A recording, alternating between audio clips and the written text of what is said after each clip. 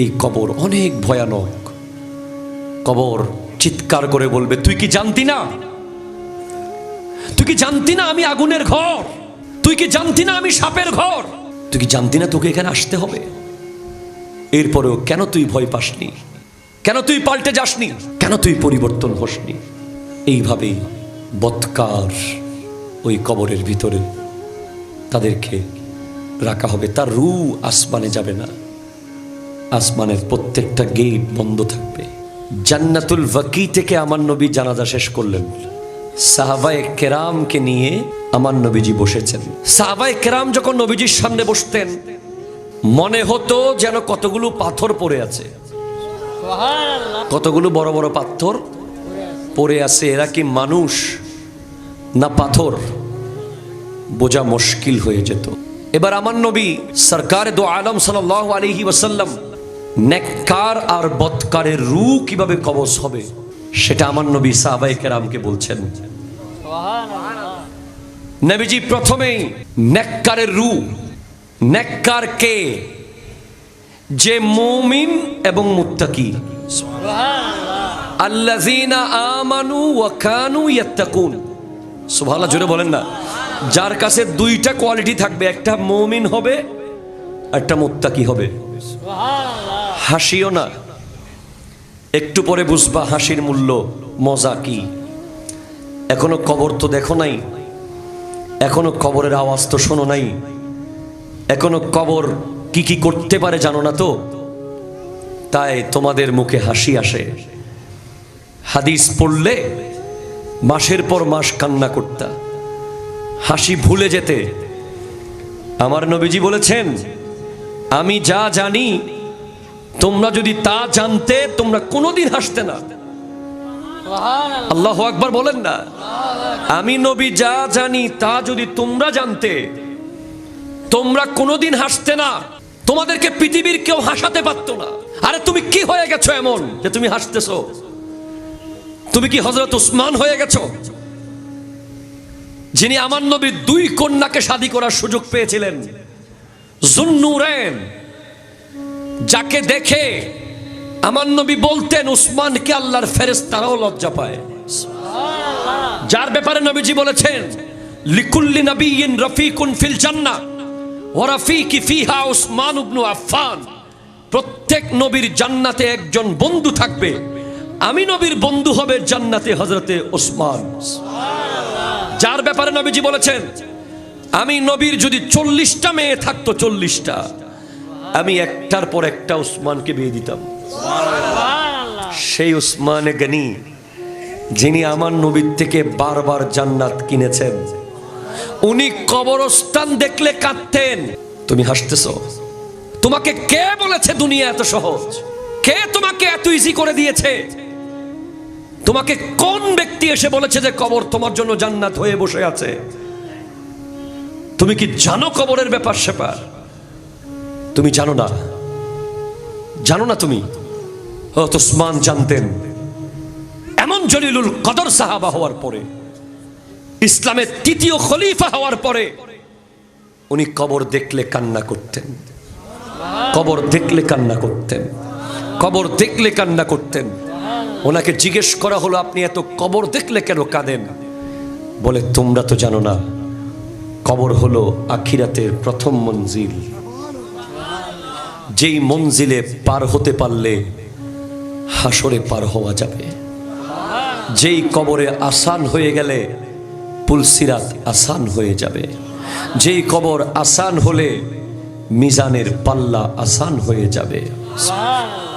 আপনারা অবাক হবেন ভাই, আশ্চর্য হয়ে যাবেন। একজন তাবেঈ, যিনি কোনো গুনাহ হলে, কি হলে, যখন কি হলে, গুনাহ হলে উনি কি করতেন জানেন? ওনার ঘরের ভিতরে বেডরুমে উনি একটা কবর করেছেন। ওয়া সুবহানাল্লাহ হন্নাবাজি।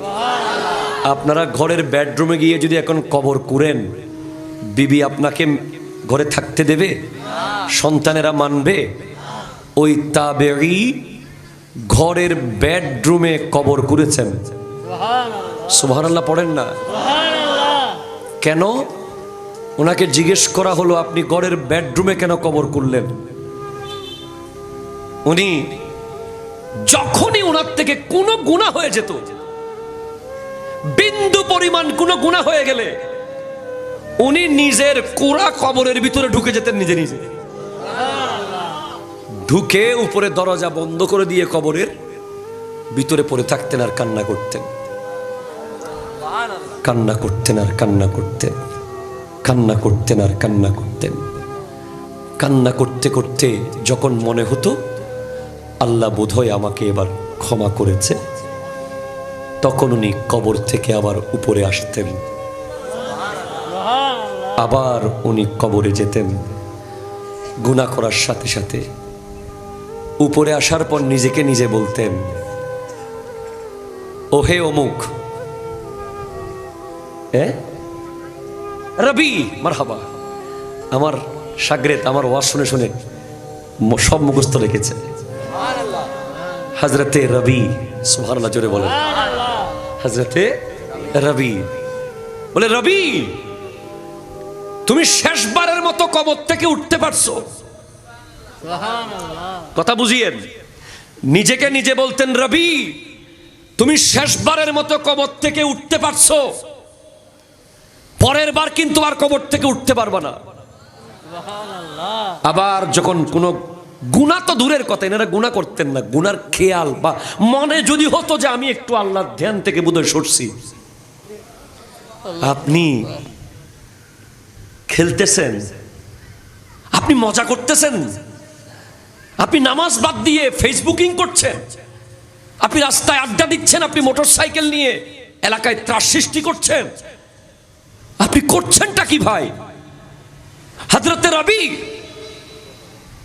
এক সেকেন্ডের জন্য আল্লাহর ধ্যান থেকে সরলে উনি সাথে সাথে কবরে ঢুকে যেতেন। ঢুকে গিয়ে কাঁদতে কাঁদতে কাঁদতে কাঁদতে কাঁদতে চোখের পানি শুকিয়ে যেত। আবার কবর থেকে উঠে বলতেন নিজেকে নিজে, রবি এবার শেষবার, পরের বার কবরে ঢুকলে আর উঠতে পারবা না। উনি বলতেন। তো রবিকে জিজ্ঞেস করা হলো, আপনি এমন কিভাবে হলেন? বলে, আমাকে আগুনের ভাট্টি পরিবর্তন করে দিয়েছে। লোহার ভাট্টি আছে না, কামার, কামার, কামারের ভাট্টি। বলে কিভাবে?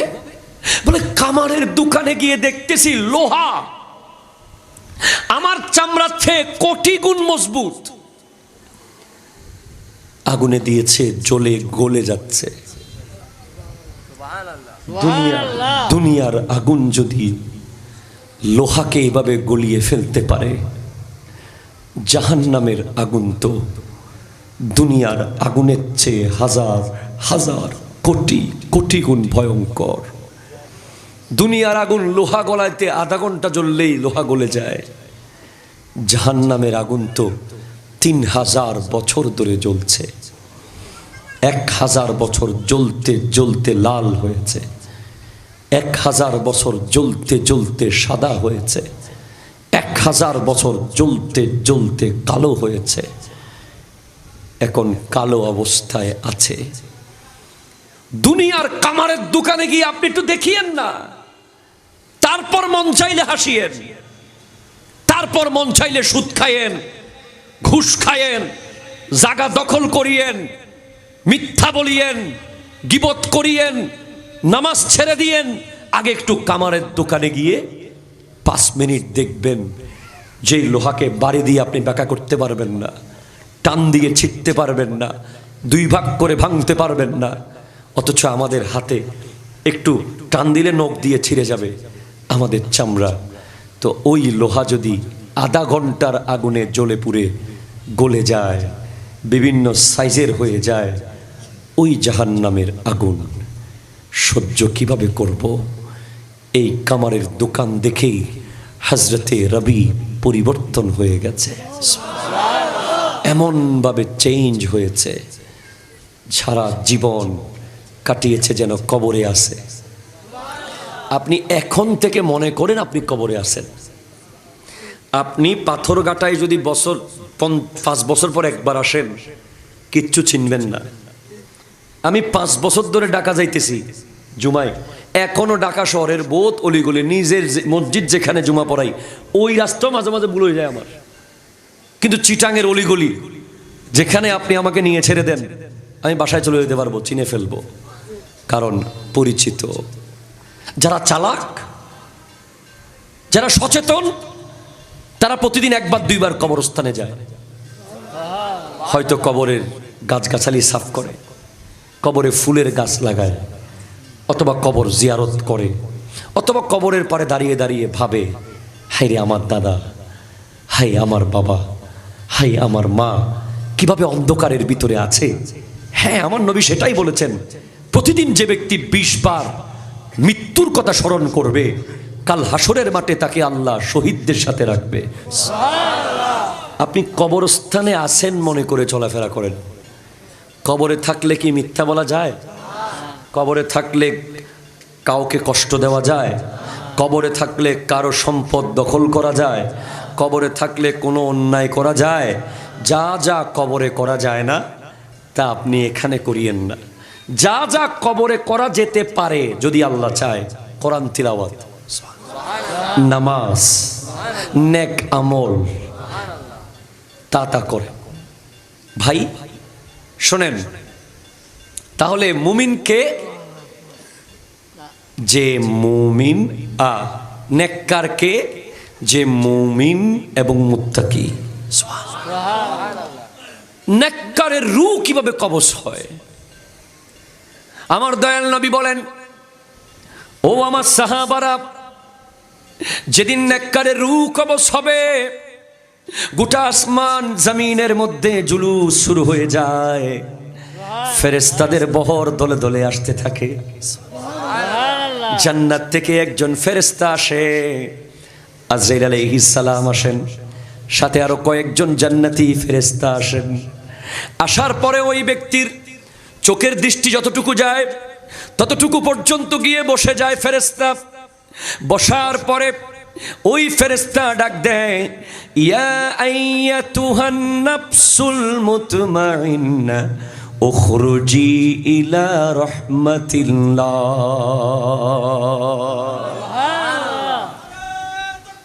আল্লাহ, ওহে পবিত্র আত্মা, বের হয়ে যাও, বের হয়ে যাও। সুবহানাল্লাহ বলেন। হে পবিত্র আত্মা, বের হয়ে যাও, আল্লাহর সন্তুষ্টির জন্য বের হয়ে যাও, আল্লাহর সান্নিধ্যে যাওয়ার জন্য বের হয়ে যাও। ওই রূহ বের হয় কিভাবে জানেননি? যেন কলসি থেকে পানি বের হয়। সুবহানাল্লাহ। কলসির পানি বের হওয়া বেশি কষ্ট? এই যে ধরেন কলসি, পানি কিভাবে বের হচ্ছে? আস্তে করে। এইভাবেই নেককারের রূহ বের হবে। ওই রূহ সাথে সাথে খপ করে জান্নাতি কাপড় দিয়ে ধরা হবে, গোটা দুনিয়া খুশবু খুশবু হয়ে যাবে। সমস্ত ফেরেশতারা বলবে, কে মারা গেল? এত খুশবু, এত খুশবু। পশু পাখি বৃক্ষলতা ইবেন কবরস্থান পর্যন্ত খুশি। প্রত্যেকটা কবরস্থান ফরিয়াদ করবে, আল্লাহ এই ব্যক্তি যেন আমার কাছে আসে। ওই কবরস্থান বলবে, আল্লাহ এই লাশ যেন এখানে দাফন হয়। ওই কবরস্থান বলবে, আল্লাহ এই লাশ যেন এখানে দাফন হয়। রূহ আসমানের দিকে নেওয়া হবে, ধপ ধপ ধপ ধপ ধপ ধপ। আসমানের গেট খুলতে থাকবে একের পর এক, শেষ পর্যন্ত আল্লাহর আরশে গিয়ে রব্বুল আলামিনের কুদরতের কদমে ওই রূহ রাখা হবে। হযরতে মৌলা আলী কাররামাল্লাহু তাআলা ওয়াজহুল কারীম, যিনি ইলমের শহরের দরজা, কোরআন সুন্নাহর জ্ঞান শেখার জন্য ঘর থেকে বের হয়, জান্নাত তাদেরকে খোঁজার জন্য বের হয়। আচ্ছা, আমার মেয়ের বিয়ে হইলে আপনারা প্লাস্টিকের চেয়ারে বসতেন? ভাই কইতেন আমি কম নাকি? সোফা দেন, ঠিক কিনা বলেন না? আপনার ছেলের বিয়ে হইলে আমিও রাতের 12টা পর্যন্ত বাতের জন্য বসে থাকতাম না, চলে যেতাম।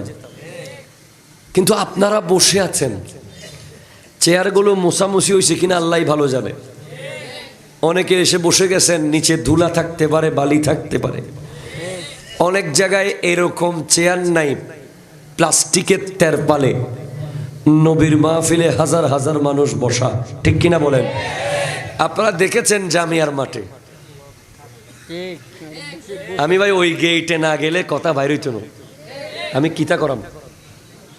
আপনারা চেয়ারে বসে নামাজও দেখছেন, আবার জামিয়া আহমদিয়া সুন্নিয়া আলিয়ার মাঠে কাদার ভিতরে নামাজও দেখছেন। দেখেন নাই ভাই? দেখছিলেন? গত বছর বা তার আগের বছর জশ্নে জুলুসে ঈদে মিলাদুন নবী সাল্লাল্লাহু আলাইহি ওয়াসাল্লামের প্রোগ্রামে নামাজের টাইমে বৃষ্টি এসে গেছে। 10 নম্বর সিগন্যাল চলতেছিল। সমস্ত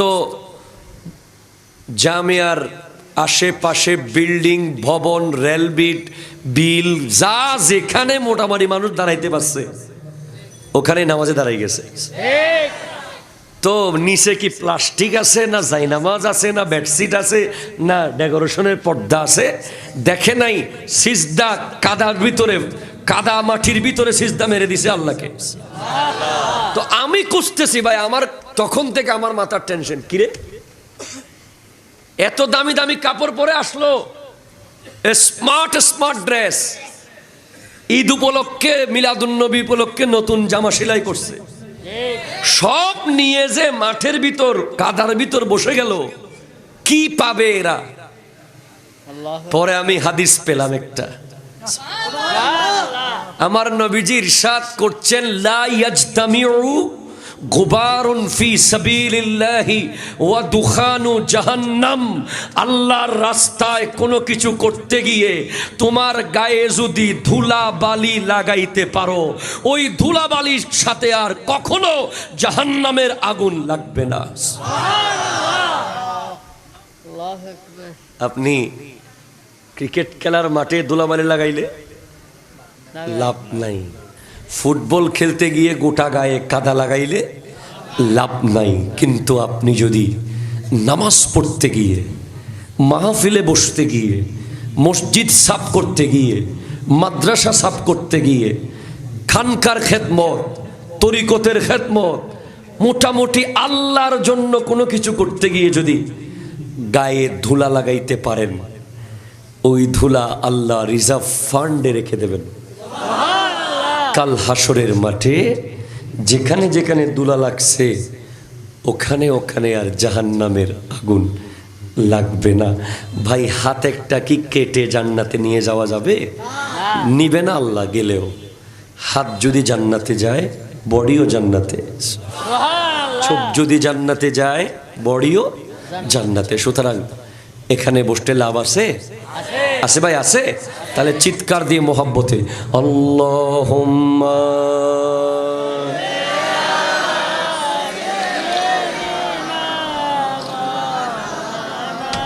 ওয়া আলা আলি সাইয়্যিদিনা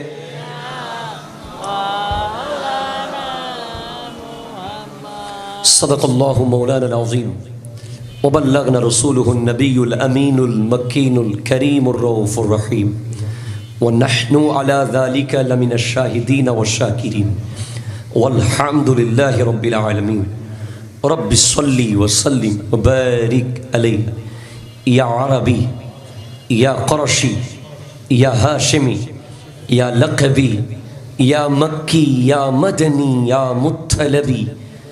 একবার সমস্ত কণ্ঠগুলো একসাথে বলেন, ইয়া রাসূলুল্লাহ, ইয়া হাবিবাল্লাহ, ইয়া নবী আল্লাহ, ইয়া নূর আল্লাহ। সবাই মিলে মোহাব্বতে আমরা 2 লাইন নাতে রসুল পড়ব। আল্লাহ তাআলা যেন আমাদের নাতে রসুলের বদৌলতে মদিনার হাজিরি নসিব করেন। সবাই মিলে পড়েন, ইয়া রাসূলুল্লাহ ইয়া হাবিবাল্লাহ ইয়া রাসূলুল্লাহ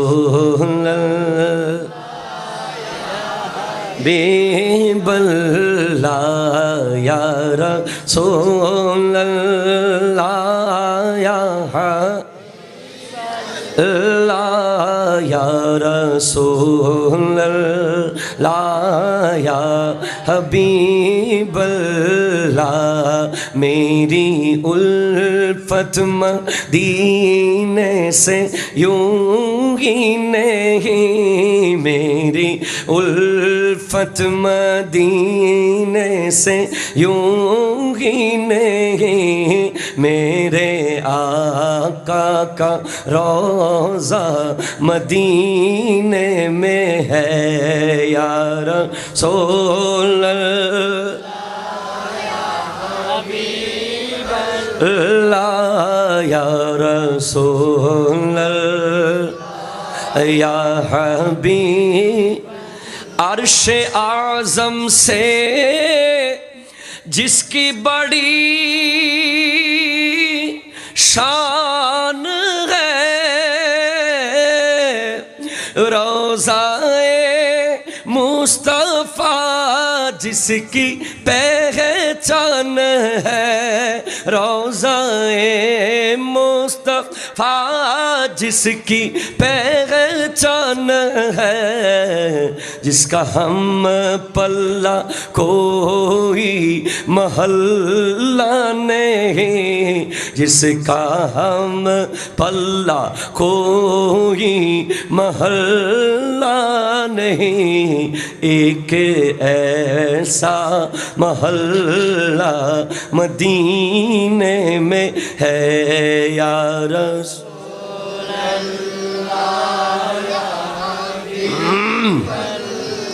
अल्लाह या रसूल या हबीब अल्लाह। फिर मुझे मौत का कोई खतरा न हो,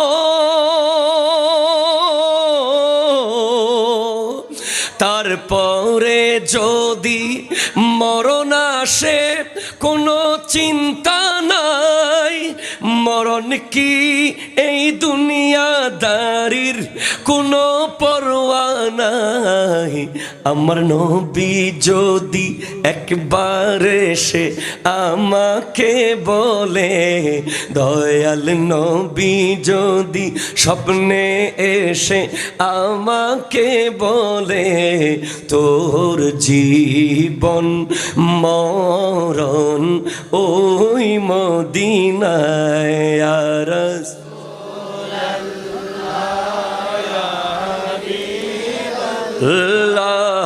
ইয়া রাসূলুল্লাহ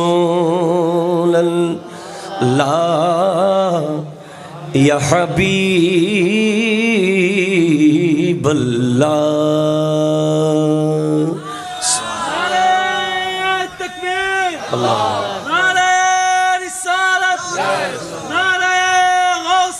या गौसुल आज़म दस्तगी जिनाबा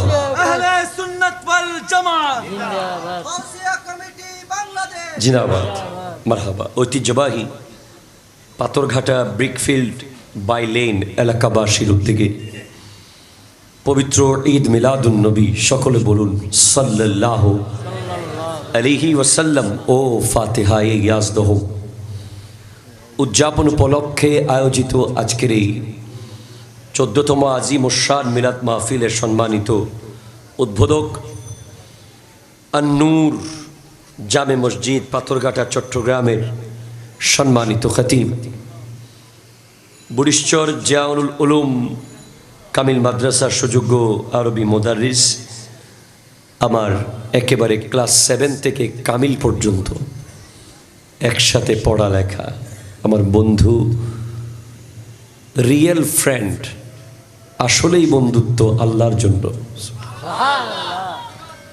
মৌলানা মুফতি মোহাম্মদ রাশিদুল ইসলাম আল কাদরি সাহেব কিবলা মাদ্দাজিল্লুহুল আলী বলেন মারহাবা।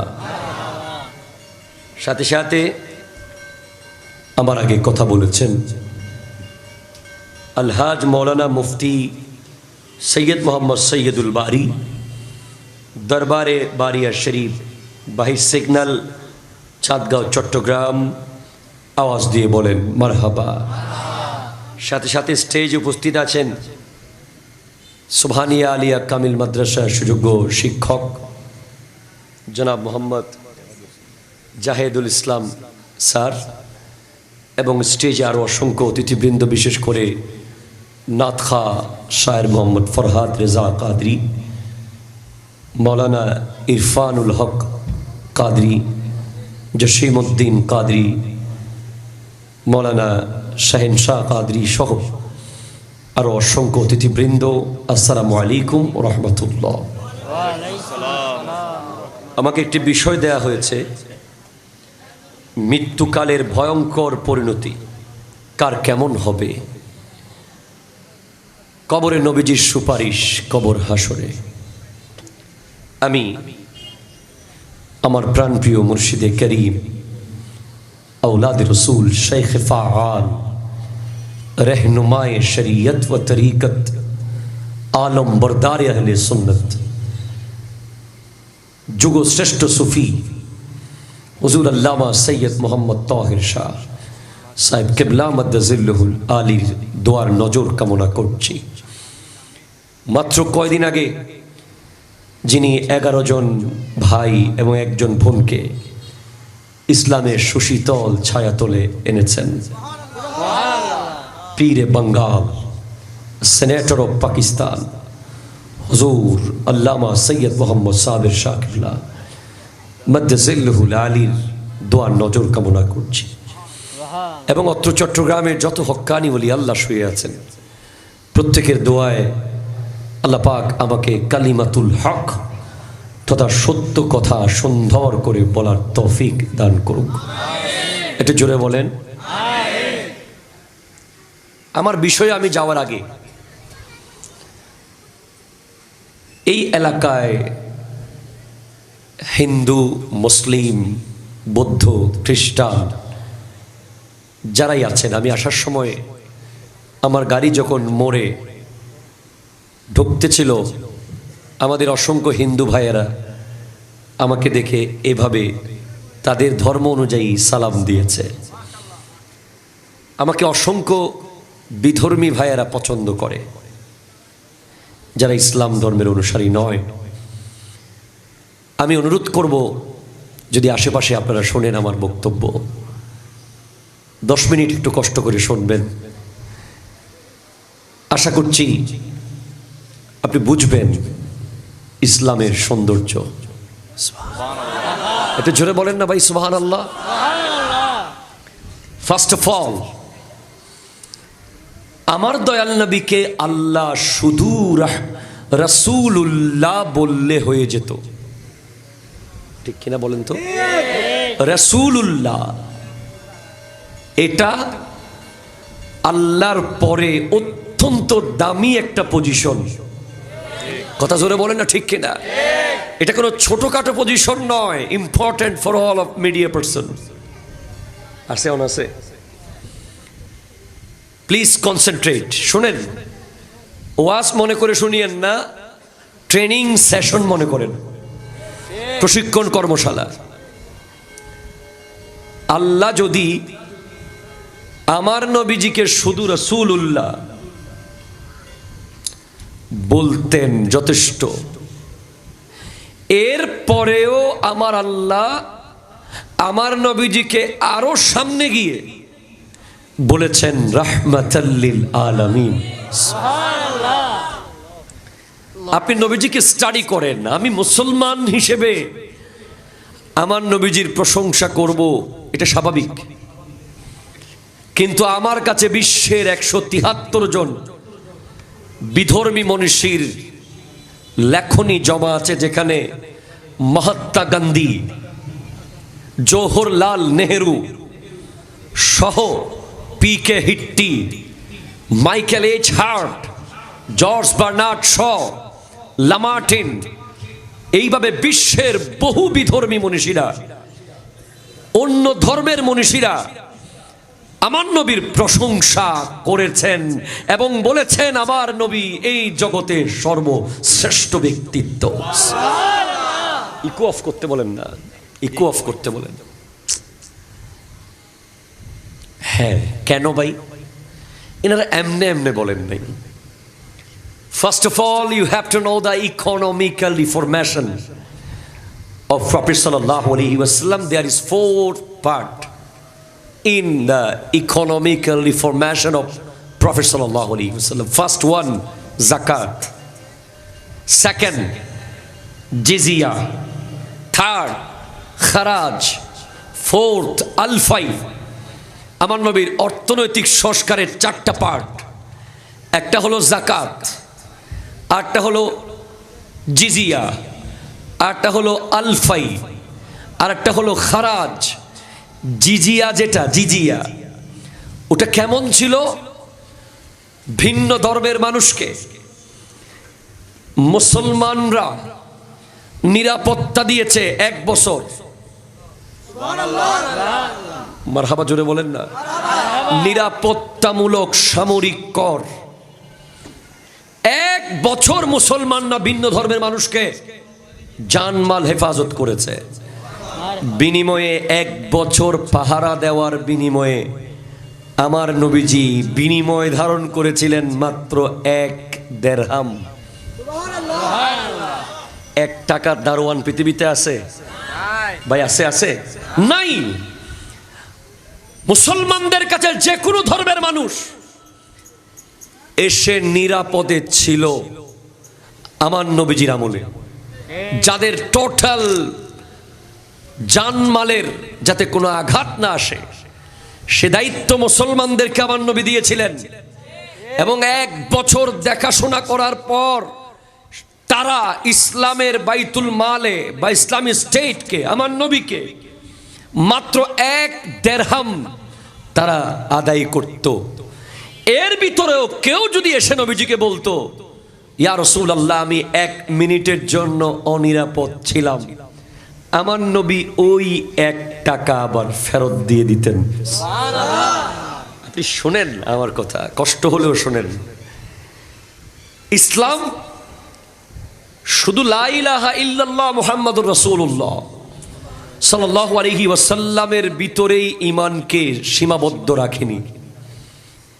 বলেছে আল ঈমানু বিদউন ওয়া সাবউনা শুরবাতান। ঈমানের 70টা শাখা আছে। সুবহানাল্লাহ। কয়টা শাখা বলেন না? 70টা শাখা। তার মধ্যে আফজালুহা, সবচেয়ে উত্তম হলো, সবচেয়ে উপরের শাখা লা ইলাহা ইল্লাল্লাহ। সুবহানাল্লাহ। আরো জোরে বলেন না ভাই? সুবহানাল্লাহ। মুহাম্মাদুর রাসূলুল্লাহ। আর সর্বনিম্ন শাখা হলো, এটাও ঈমানের শাখা, সেটা হলো ইমাতাতুল আযা আনিত তারিক। রাস্তা থেকে কষ্টদায়ক বস্তু সরিয়ে ফেলা। ভাইজান, আপনাদের বিবেকের কাছে প্রশ্ন, পাথরঘাটার যে রাস্তা, আজকের এই যে ব্রিকফিল্ড বাই লেনের যেই রাস্তা, এই রাস্তা দিয়ে কি শুধু মুসলমান হাঁটে? জি বলেন বলেন। শুধু মুসলমান হাঁটে? হিন্দু ভাইয়েরা হাঁটে, বৌদ্ধ ভাইয়েরা হাঁটে, খ্রিস্টান ভাইয়েরা হাঁটে। তার মানে এই রাস্তায় কোনো কাটা, কোনো কষ্টদায়ক বস্তু থাকতে পারবে না, একজন মুসলমানের চোখের সামনে থাকতে পারবে না। যদি থাকে তার ঈমান পরিপূর্ণ হয়নি, যদি সরিয়ে দেয় তাহলে তার ঈমান পরিপূর্ণ হয়েছে। তার মানে যে ইসলাম একজন ভিন্ন ধর্মের মানুষকে রাস্তায় কাটা ফুটতে দেয় না, সেই ইসলামের কাছে সব ধর্ম নিরাপদ। ঠিক কিনা? হাত তুলে বলেন। সুতরাং ইসলাম হলো শান্তির ধর্ম, ইসলাম হলো মানবতার ধর্ম, ইসলাম হলো সাম্যের ধর্ম, ইসলাম হলো মায়া মমতা সহানুভূতির ধর্ম। মুসলমান যদি, ইসলাম যদি সেদিন চাইতো, ভারতে খাজা মঈনুদ্দিন চিশতি রহমতুল্লাহ আলাইহি যদি চাইতেন, শেহাবুদ্দিন মোহাম্মদ গুরি যদি চাইতেন, আলাও হজরতে সম্রাট শাহজাহান, সম্রাট আকবর, বাবর, যারা যারা ছিল সুলতানি আমলে, মোগল আমলে, তারা যদি চাইতো, একজন ধর্মের মানুষও ভারতে থাকতে পারত না। কিন্তু ইসলাম কোনোদিন সেটা চাইতে পারে না। ইসলামের কোরআন মেসেজ দিচ্ছে, ইয়া আইয়ুহান নাসু ইন্না খালাকনাকুম মিন যাকারিন ওয়া উনসা ওয়া জাআলনাকুম শুউবান ওয়া কাবাইলা লিতাআরাফু। হে পৃথিবীর মানুষেরা, তোমাদেরকে আল্লাহ বানিয়েছে এক বাবা আর এক মা থেকে। বাবা হলো আদম, মা হলেন হাওয়া। সুবহানাল্লাহ, জোরে জোরে বলেন না। ওয়াজআলনাকুম শুউবান ওয়া কাবাইলা। আপনারা জানেন গনিম আল মুফতা ওই কাতারের সেই যুবক যার শরীরের নিচের অংশ নাই, যে গত ফুটবল বিশ্বকাপের সময় যাকে দিয়ে কাতার উদ্বোধনী অনুষ্ঠানে কোরআনের আয়াত পড়িয়েছিল। কেন সারা বিশ্ব কাতারের বিরোধিতা করা শুরু করেছিল? কাতারে কেন বিশ্বকাপ হবে? কাতারের শায়েখরা, কাতারের আমিররা মজুরির টাকা ঠিক মতো দেয় না বলে অপবাদ দিয়েছে। আমেরিকা, ইউরোপ, বিশ্বের বিভিন্ন কান্ট্রি যখন মুসলিম দেশ কাতারের বিরুদ্ধে কথা বলছে, কাতার বলছে আমি ইসরায়েল দিয়ে জবাব দেব না, আমি জবাব দেব না, আমি দিয়ে জবাব দেব না, আমি অর্থদণ্ড দিয়ে জবাব দেব না, আমরা কোন ধরনের বয়কট করে জবাব দেব না। আসো সবাই কাতারের স্টেডিয়ামে এসে বসো, আমরা বুঝাবো ইসলাম কি আর কোরআন কি। আরো জোরে বলেন না। এত দামি দামি শায়েখ, লম্বা লম্বা স্মার্ট স্মার্ট কাতারের আমিরের সন্তানরা থাকার পরেও কাতার সিদ্ধান্ত নিয়েছে স্টেডিয়ামে লক্ষ লক্ষ মানুষের সামনে যেই ব্যক্তি প্রথম উদ্বোধনী ঘোষণা দেবে তার শরীরের অর্ধেক অঙ্গ নাই, তার শরীর আছে শুধুমাত্র নাভি থেকে উপরে, তার নাম গনিম আল মুফতা। সে স্টেডিয়ামের ঠিক মাঝখানে গিয়েছে, যাওয়ার পর কোরআনুল কারীমের সূরা হুজরাতের সেই আয়াত তিলাওয়াত করা শুরু করে দিয়েছে, বিসমিল্লাহির রহমানির রহিম। যেই মাত্র বিসমিল্লাহির রহমানির রহিম বলা হলো, মনে হচ্ছে গোটা স্টেডিয়াম থরথর থরথর করে কাঁপছে। সে বলছে, ইয়া আইয়ুহান নাসু ইন্না খালাকনাকুম মিন যাকারিন ওয়া উনসা ওয়া জাআলনাকুম শুউবান ওয়া কাবাইলা লিতাআরাফু ইন্না আকরামাকুম ইনদাল্লাহি আতকাকুম। হে আমেরিকার মানুষ, হে রাশিয়ার মানুষ, ও হে লন্ডনের মানুষ, ও হে কানাডার মানুষ, ও হে ব্রিটেনের মানুষ, ও হে ব্রুনাইয়ের মানুষ, দুবাইয়ের মানুষ, ভারতের মানুষ, পাকিস্তানের মানুষ, যারা আজ কাতারের স্টেডিয়ামে বসে আছো, সবাই শুনে রাখো, আমরা সবাই এক বাবা আরেক মা থেকে হয়েছি। আমাদেরকে আল্লাহ দেশ দেশ ভাগ করেছে, এলাকা এলাকা ভাগ করেছে, জেলা জেলা ভাগ করেছে, থানা থানা ভাগ করেছে, যেন আমরা মিলিত হতে পারি। আমাদের মধ্যে যার পয়সা বেশি সে সেরা নয়, যার ক্ষমতা বেশি সে সেরা নয়, যার চেহারা সুন্দর সে সেরা নয়, যার দাম বেশি সে সেরা নয়, যার অনেক লোকজন সে সেরা নয়, যার বাড়ি দামি সে সেরা নয়, যার চেয়ার দামি সে সেরা নয়। ইন্না আকরামাকুম ইনদাল্লাহি আতকাকুম। আল্লাহর কাছে সবচেয়ে শ্রেষ্ঠ সে যে আল্লাহকে সবচেয়ে বেশি ভয় পায়।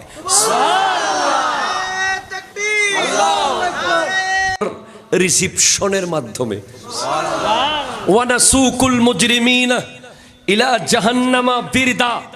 মুজরিম, জালেম, অত্যাচারী, মিথ্যুক, আমানতের খেয়ানতকারী, ওয়াদা খেলাপকারী মুজরিম জাহান্নামে যাবে, ঘাড় ধাক্কা দিয়ে দিয়ে পাঠানো হবে।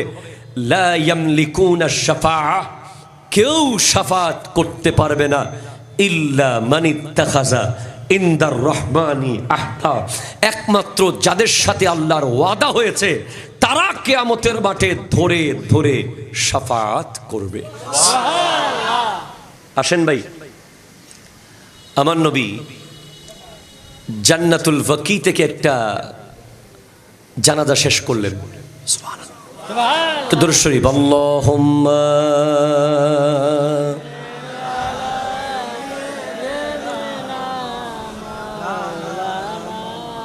وعلى آل سيدنا الله الله الله ها إله الله الله।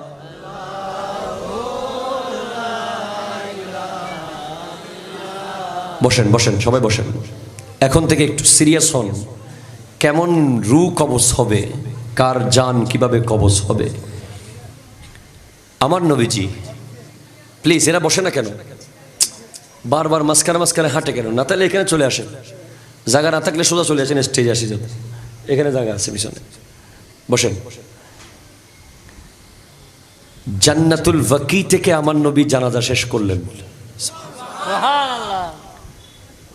সাহাবায়ে কেরামকে নিয়ে আমার নবীজি বসেছেন। সাহাবা কেরাম নবীজির সামনে যখন বসতেন, সাহাবায়ে কেরাম যখন নবীজির সামনে বসতেন, মনে হতো যেন কতগুলো পাথর পড়ে আছে, কতগুলো বড় বড় পাথর পড়ে আছে। এরা কি মানুষ না পাথর বোঝা মুশকিল হয়ে যেত। এবার আমার নবী সরকারে দো আলম সাল্লাল্লাহু আলাইহি ওয়াসাল্লাম নেককার আর বদকারের রূহ কিভাবে কবজ হবে সেটা আমার নবী সাহাবায়ে কেরামকে বলছেন। নবীজি প্রথমেই নেককারের রূহ, নেককার কে? যে মুমিন এবং মুত্তাকি, আল্লাযীনা আমানু ওয়া কানু ইয়াত্তাকুন। সুবহানাল্লাহ, জোরে বলেন না। যার কাছে দুইটা কোয়ালিটি থাকবে, একটা মুমিন হবে, একটা মুত্তাকি হবে। হাসিও না, একটু পরে বুঝবা হাসির মূল্য, মজা কি। এখনো কবর তো দেখো নাই, এখনো কবরের আওয়াজ তো শোনো নাই, এখনো কবর কি কি করতে পারে জানো না তো, তাই তোমাদের মুখে হাসি আসে। হাদিস পড়লে মাসের পর মাস কান্না করতা, হাসি ভুলে যেতে।